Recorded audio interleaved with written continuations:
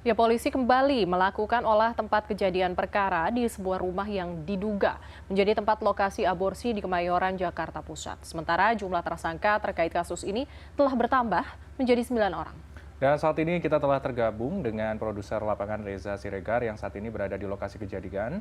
Reza, polisi rencananya akan membongkar septic tank di rumah aborsi untuk mengumpulkan bukti janin yang diaborsi. Apakah kegiatan ini sudah selesai dilakukan atau masih dalam tahapan persiapan?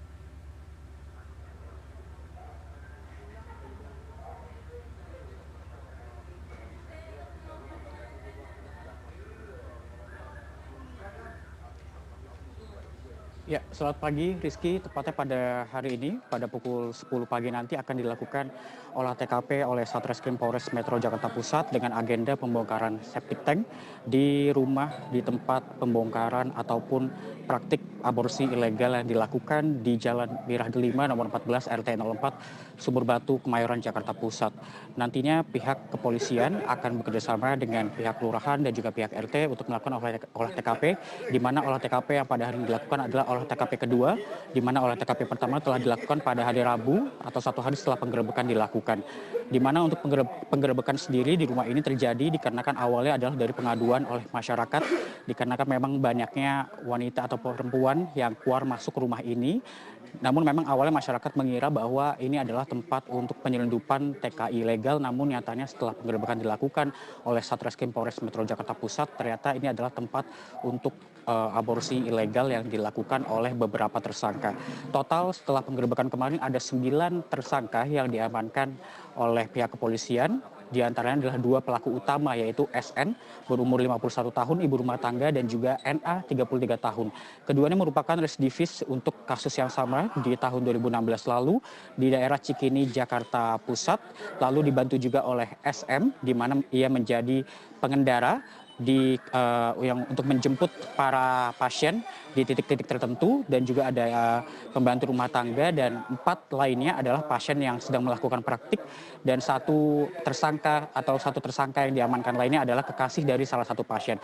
Saya akan memperlihatkan kepada Anda, Rizky dan juga Sarah, inilah rumah tempat dilakukannya aborsi ilegal, di mana minggu lalu telah dilakukan penggerebekan. Saat ini sudah dipasangi oleh garis polisi, dan seperti yang tadi sudah saya sampaikan bahwa hari ini akan ada penggerebekan ataupun pembongkaran septic tank. Dapat Anda lihat di meja yang tertata di depan rumah ini adalah ada saringan, 2 saringan berdiameter 30 cm hingga 35 cm.